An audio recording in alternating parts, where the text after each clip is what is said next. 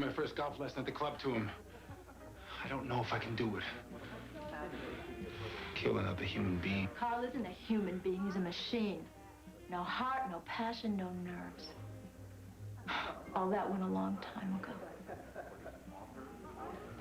You always come easy to him. He said the best of everything, especially you. And after tomorrow, it can all be yours, especially me. And I gave Gordy a start, you know. I could put a little pressure on it. Oh, that'd be great. Honey, look who I found. Hey, Joe. Oh, he just got here. Just got here. Some friend you are. Where's your drink? Nothing for me, Carl, you know that. Oh, right. You don't need it. Not like the rest of these poor slobs. No pressures, just a good game of golf. Tanned and healthy. You're the luckiest guy here, Joe. Maybe I'll get lucky tomorrow. Opening day, duck season. I pay $100,000 to join a club, and I only get to shoot a couple times a year. Honey, the Bergers are leaving. We have to say goodbye. What time's the sun come up? 6. You better pick me up about 4:30. I want to be there to hear the horn go off. You know, I got a good feeling about tomorrow. Tomorrow's going to be my lucky day.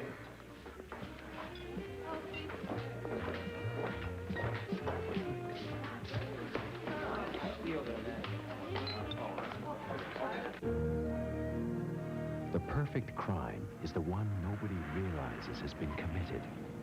Every day, we commit a dozen perfect crimes in our mind, and we never get punished. Because those crimes never happen. That's the way it is in the real world. But murder, like a bad meal, has a way of repeating, especially when the bloody stroke is struck in the twilight zone.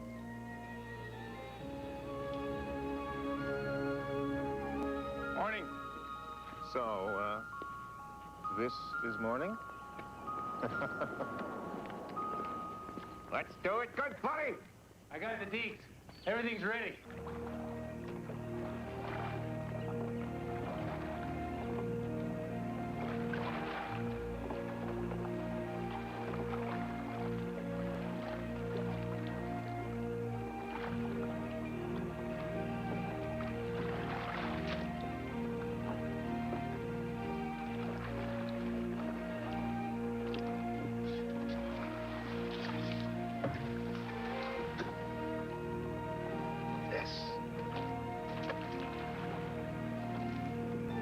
This is a terrific spot.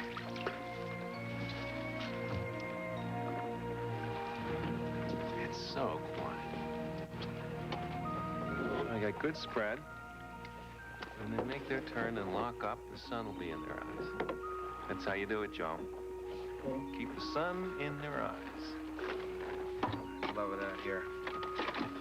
A moment before dawn, just waiting for them. You know, you're the only one I can do this with. Maybe you're the only friend I've got.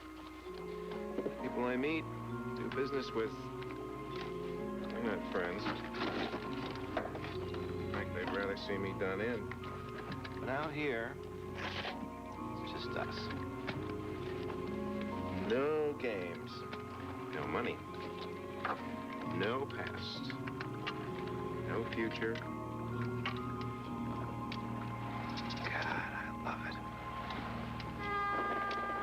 There's the horn, and there's the ducks.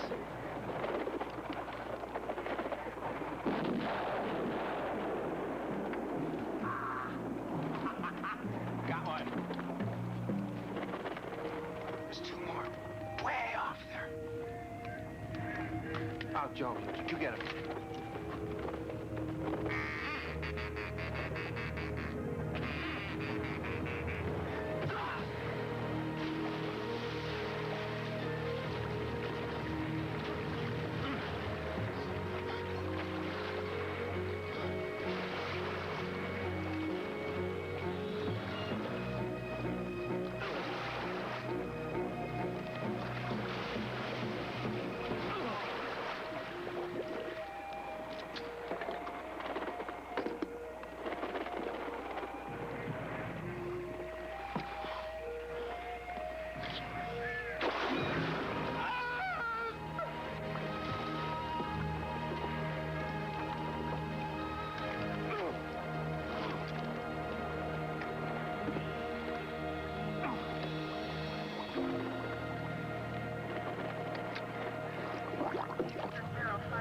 got up to shoot, he was leaning back, taking a high shot, and the recoil just took him right over.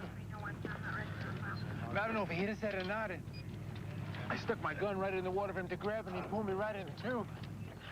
He had so much stuff on him. He always had so much stuff. It took him right under. Is this your gun? No, it's his. Where's yours? It's out there somewhere. Well, we'll see if we can get it back for you. Won't bother. I don't think I'm gonna go duck hunting for a long time.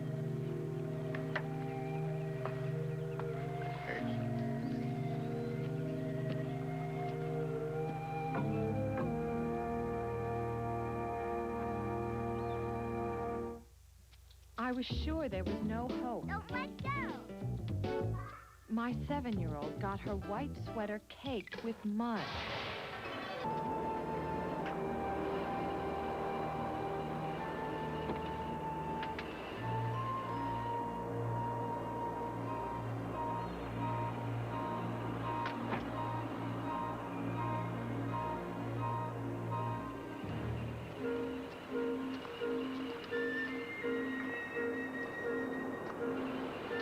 Glad I caught you, Mr. Farrell. You recovered your gun. I sure wouldn't want you to lose it. Thanks. Tragic thing.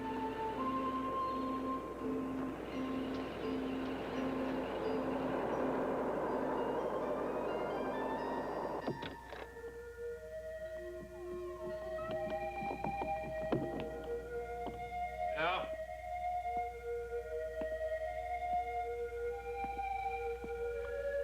Sal, you here?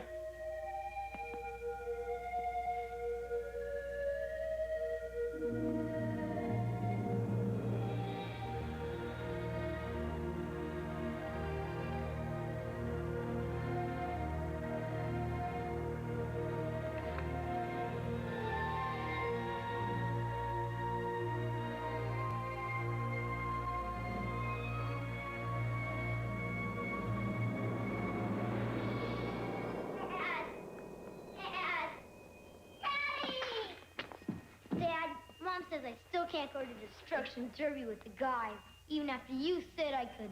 Tell her you said I could go. Ew, Daddy, you didn't shave this morning. Stupid cleaners. I told them not to put a crease in my pants, so of course they put a crease in my pants. I swear, I'm so mad I'm gonna sue. Hey, Mom! Mom!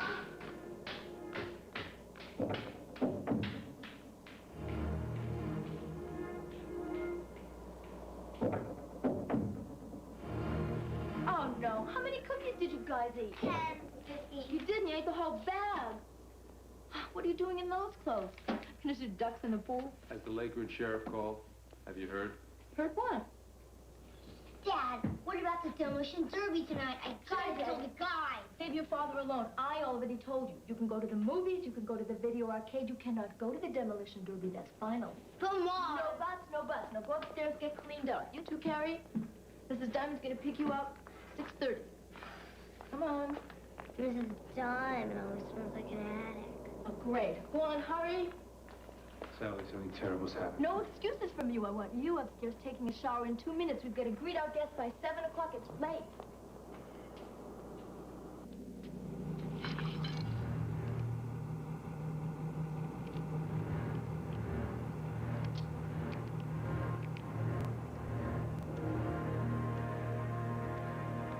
Hey, what are you wearing? How about your gray shirt and your silk jacket? Sally, I don't know what's happening here. It's wonderful. Promise to be the best husband, best father. Don't be silly. You always have been.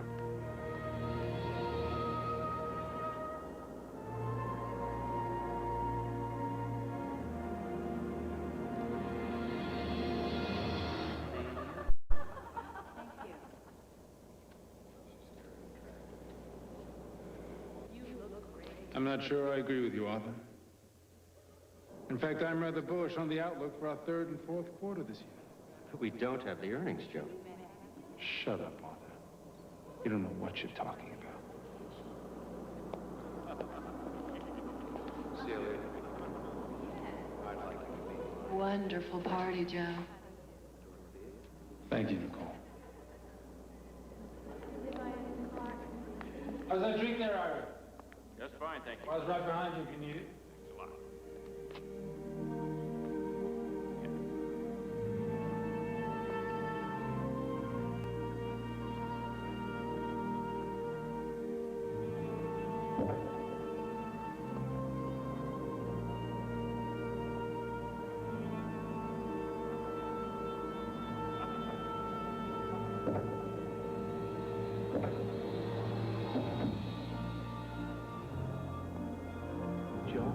Joe, I'm at my wit's end. We're talking about $250,000 in sales each year, and I can't even get him to return my calls.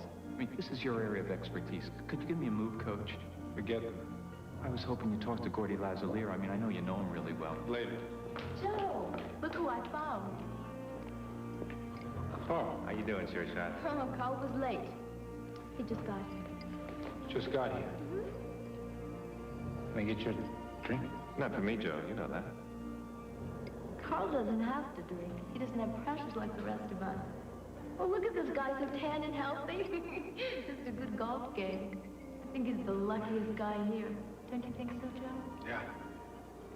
Oh, well, tomorrow you'll be the luckiest guy. I hope so. So, I thought I'd pick you up about 5:30.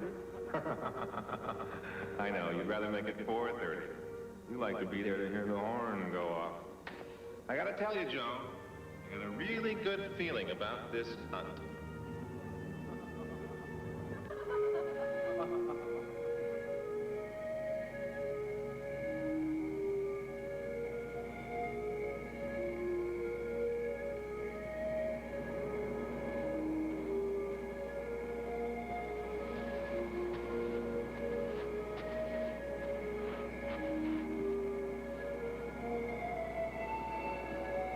Don't think I don't know what's going on. Joe, you're hurting me. You and Cara. It's been going on for years. Me and Carl. Carl Wilkerson. Don't, Sally. Don't. I know all about the golf lessons. I know all about the dead-end road out by the quarry. I know all about the Springfield Motel, about his apartment. Whenever I'm out of town, it's you and him all the time. You can't be serious. This is ridiculous. God, I've never seen you so sincere, so hurt, so surprised. I never realized you were such a good liar. But then, you had to be to deceive him for all those years. Joe, stop it. This is scary. Not as scary as what you had planned for tomorrow. That was your plan, wasn't it? And old Carl, he's gonna go along with it. Poor idiot. I'm afraid he's in for some big surprise tomorrow. I swear there's nothing going on between Carl Wilkerson and me. There never has been. Good. And you won't be a bit disturbed when I come home without him. I've been waiting a long time. A real long time for this night. When I wouldn't have to rush with you.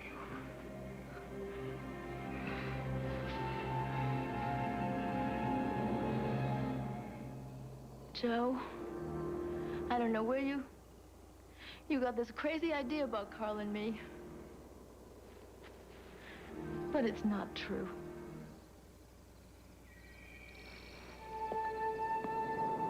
Right on schedule. There was a kiss, as I recall.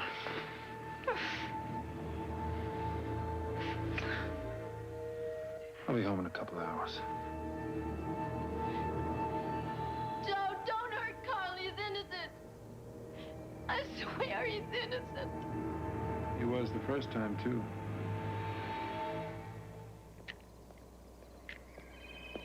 Morning. So this is morning. I paid $100,000 to join this club, didn't I? Yeah. Well, let's get to it, old buddy.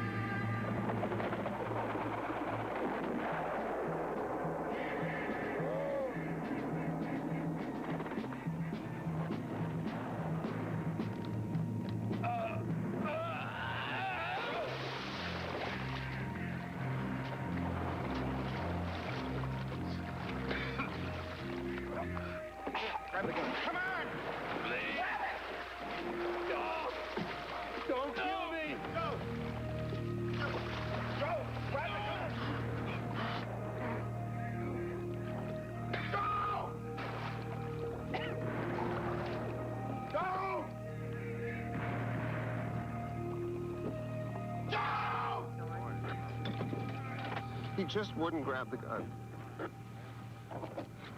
He was my best friend. It's a tragic thing. Joe. Carl, what's wrong?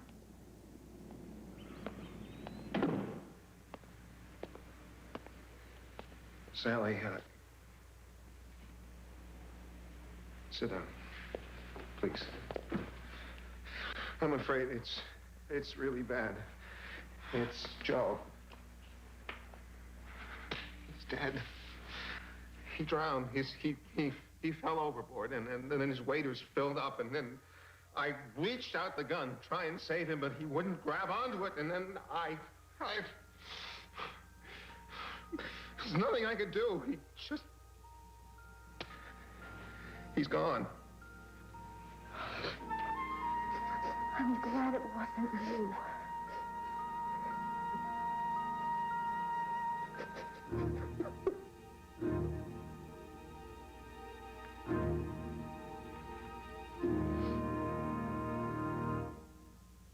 Attenzione! Give your hamburger an Italian...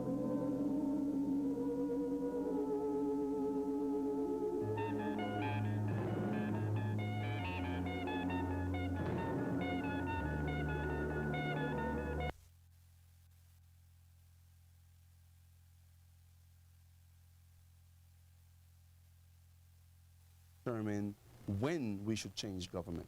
Colonel Stone, a couple of practical questions to you about the Panamanian Defense Forces. You were involved in, you participated in the training of those forces. How good are they? Well, I think the basic soldier in Panama, the basic soldier in a combat unit, is a very well-disciplined soldier in good condition, and the small unit leaders are very competent. We've been involved in their training. We've been involved in the support and over the last 5 or 6 years in helping to create those units. So the small units in Panama are very competent.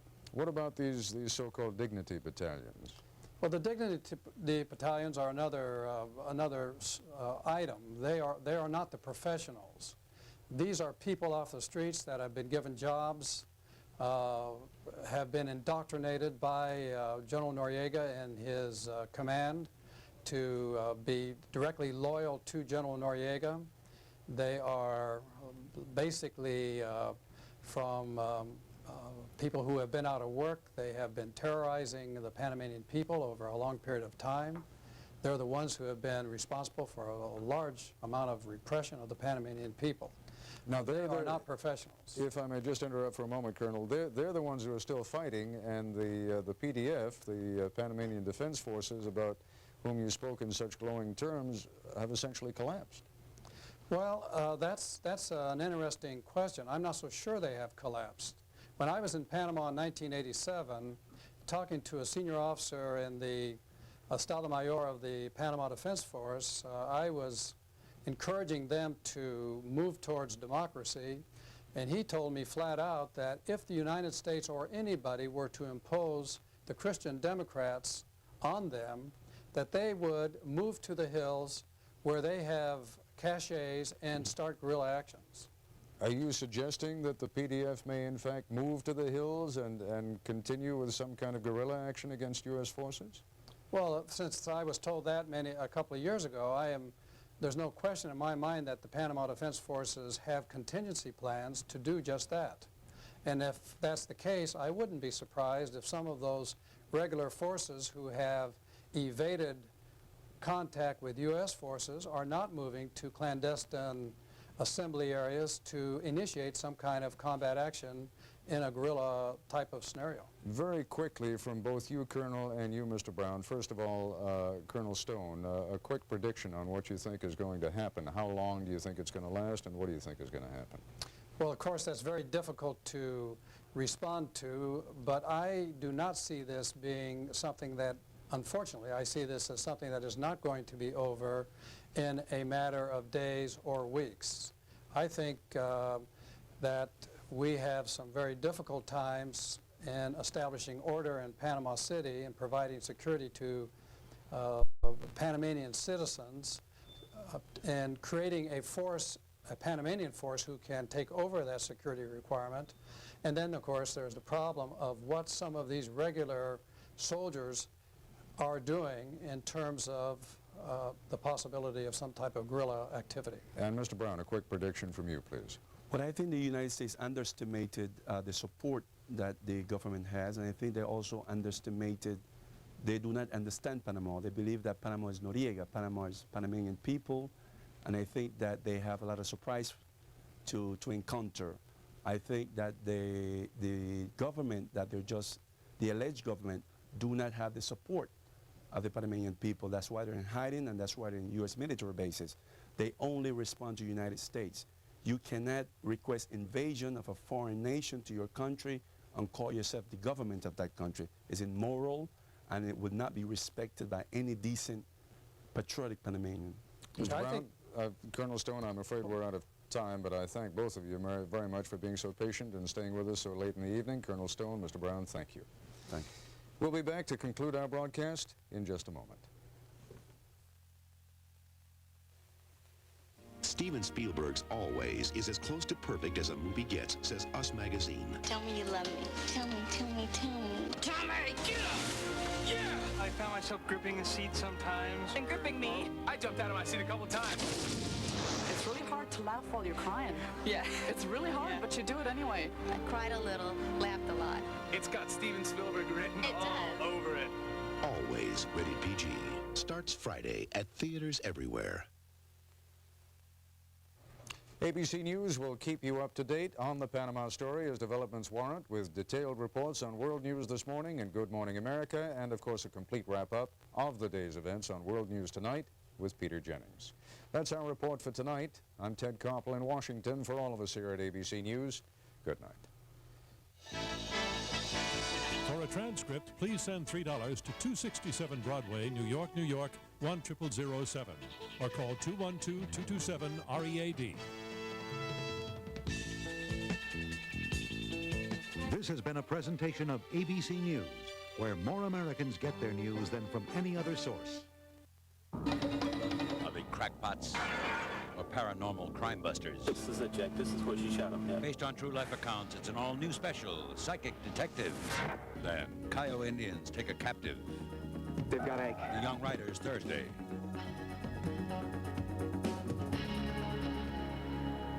I really don't know why I did it.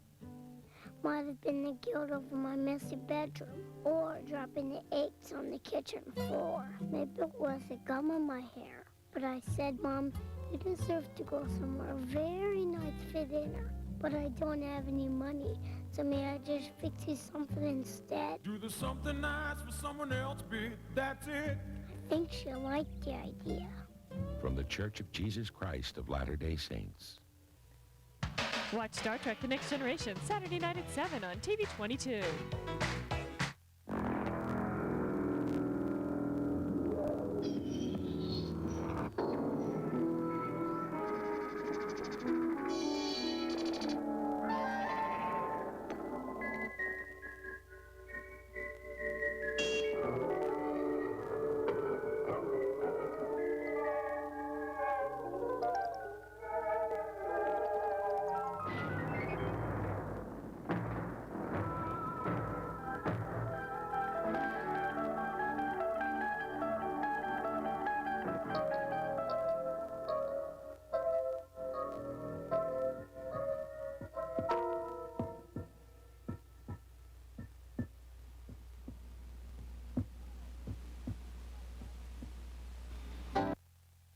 What's missing from Pringles Light Barbecue? Not the zippy tang of chilies, onion, and garlic. And what's missing from Pringles Light Ranch? Not the flavor of sour cream, buttermilk, and herbs. Your body knows what's missing. It's a lot of the fat and salt in the regular chips. And no cholesterol. But your mouth will never, ever miss. What's missing? Carrie is so very... different. It doesn't feel like ordinary lotion. It's concentrated. Carrie is so very... recommended by many dermatologists. So I'll pay more for Carrie. Carrie is so very. Keep that great shower fresh feeling all day with Ban Solid.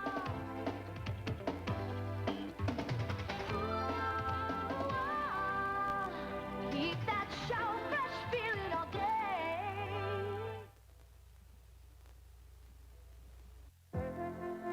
The People's Court is on the road across America. We're out to meet new people, to tackle new cases. Whether it's an ugly crack, You ran into me. I didn't. I don't. a sour note, Look at you screwed my leg up. Don't you teach your child. or a messy situation. We'll be out there, lending an ear and keeping the peace. The People's Court on the road. People's Court airs weekday mornings at 10 here on TV 22.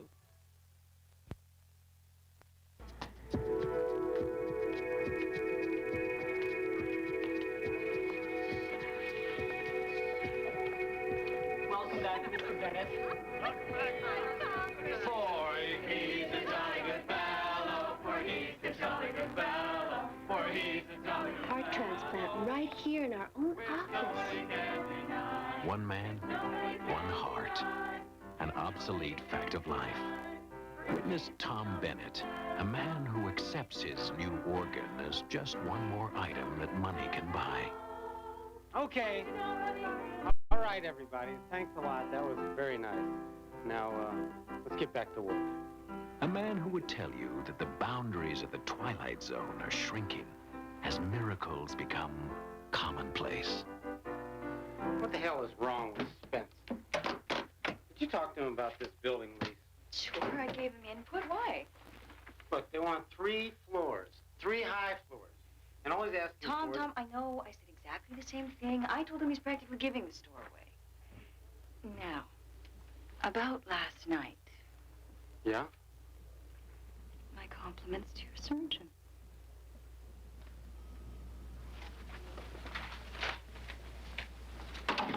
Hey. Hey, guy. Welcome back.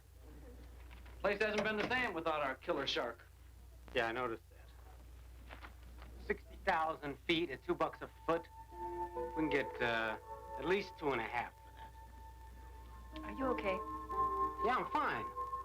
Well, that's a first. Tom Bennett loosens his tie. Tom, are you sure you're feeling okay? If you can show me where we can hit them up for some more money. It's easy. How is it easy? You just up the price to 2.5 per foot, and then tell them to take it or leave it.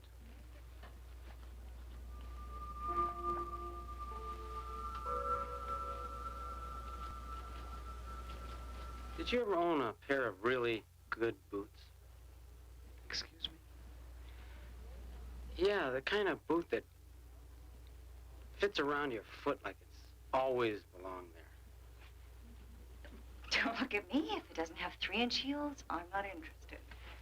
Where are you going? Be right back. I'm gonna go buy a pair. I'm gonna buy some boots. Tom, we're in the middle of something here now. Yeah. You wanna come along? Tom, you're serious, aren't you? Sure. Okay, let's go get them boots, partner.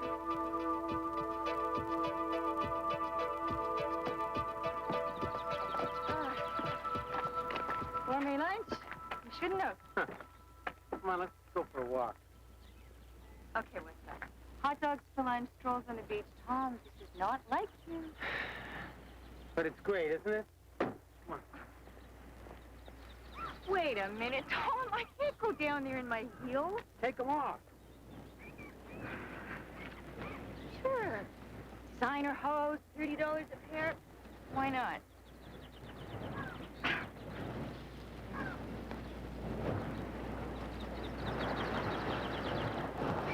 Nice, huh? Yeah, Tom, I really have to get back.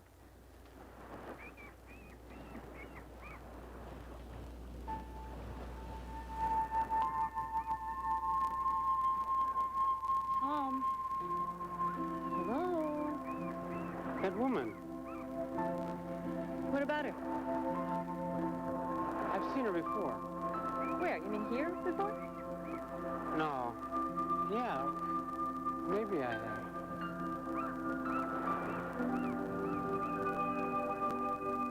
While I can appreciate your firm's situation, I'm certain that you can also appreciate ours. If you wish to continue as a tenant... Excuse me. How about something to eat? Sure. Jill, you want to go? Thanks. I think I'll pass this time. The terms I have outlined are the best we can offer in the current rental market. Unfortunately, there's no room for negotiation. That's good.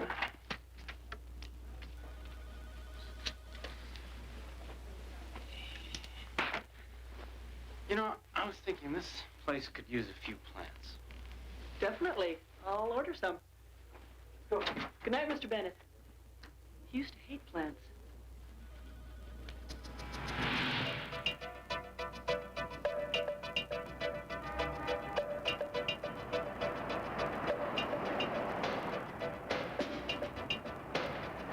Where are we headed? This car, who cares? Just relax. We'll wander around till we stumble across something.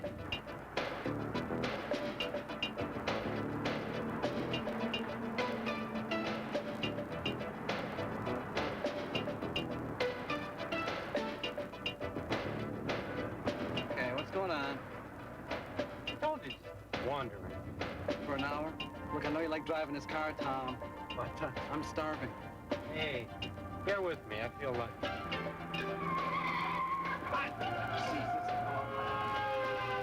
Now, that wasn't wandering. Tom! I don't know. I just felt like going in this direction. Tom, when you have a heart transplant, it's got to be a shock to your whole system, you know? Did they warn you about anything like, temporary craziness?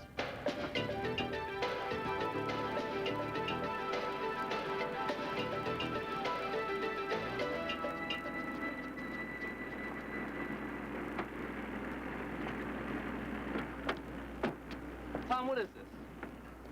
This is dinner. Get the hell out of here. You got an immune system that's already stressed out. This is not dinner. You look at that? What, the waitress?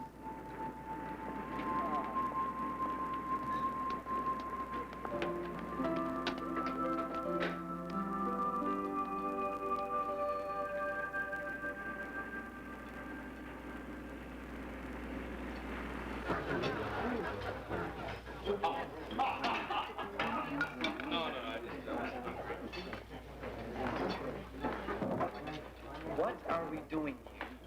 Come on, it's a nice place. I want to get to know that waitress.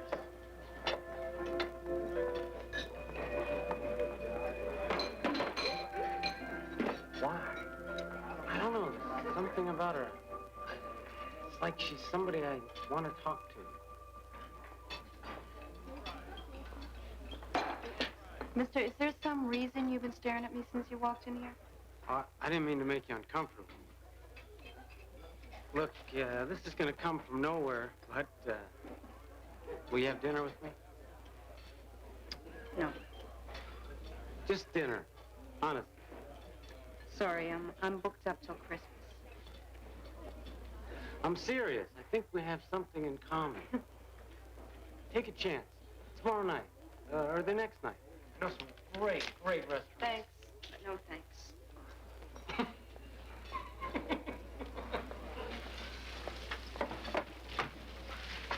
He asked me for a date.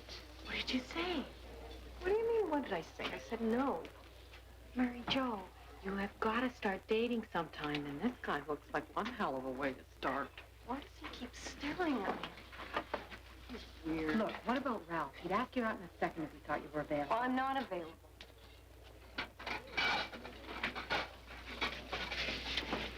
Honey, Jamie's dead. You aren't.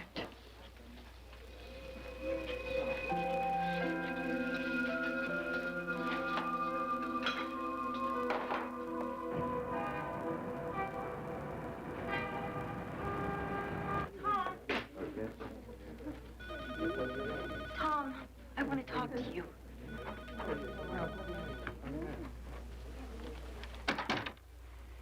Okay, agreed. We have no claims on each other, fine.